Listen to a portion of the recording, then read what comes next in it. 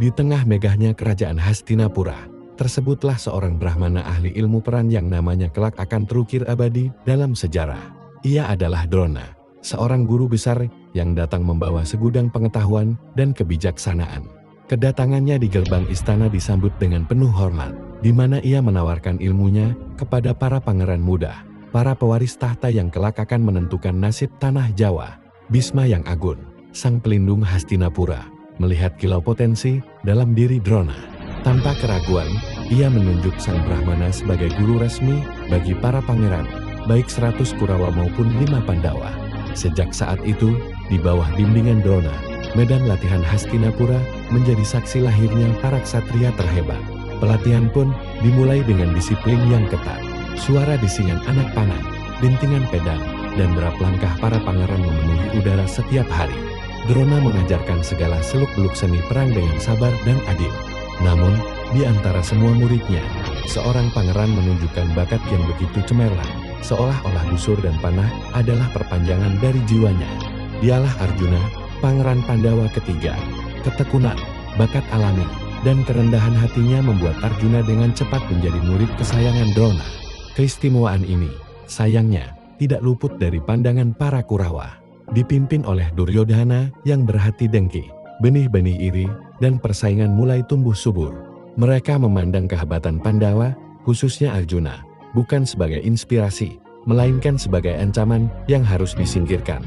Puncak dari pelatihan ini ditandai oleh sebuah ujian legendaris yang akan membuktikan kualitas sejati seorang ksatria.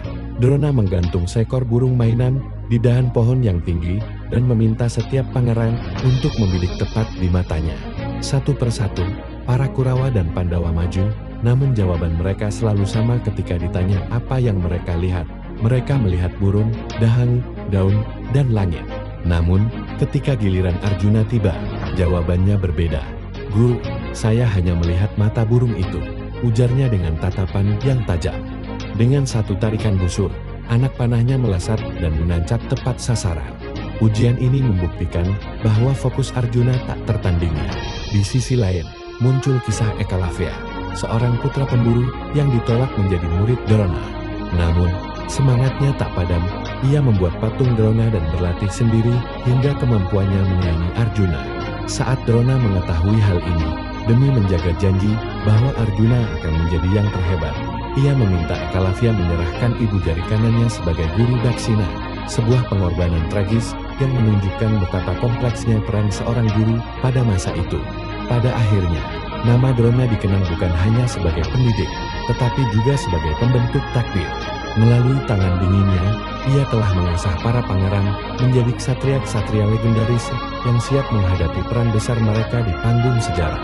Dari fokus Arjuna yang tajam hingga persaingan abadi antara Pandawa dan Kurawa, setiap pelajaran yang ia berikan menjadi fondasi bagi peristiwa-peristiwa besar yang akan datang. Kisah Guru Drona adalah bukti bahwa seorang guru sejati tidak hanya mewariskan ilmu, tetapi juga membentuk karakter dan jalan hidup murid-muridnya, meninggalkan warisan yang akan terus dikenang sepanjang masa.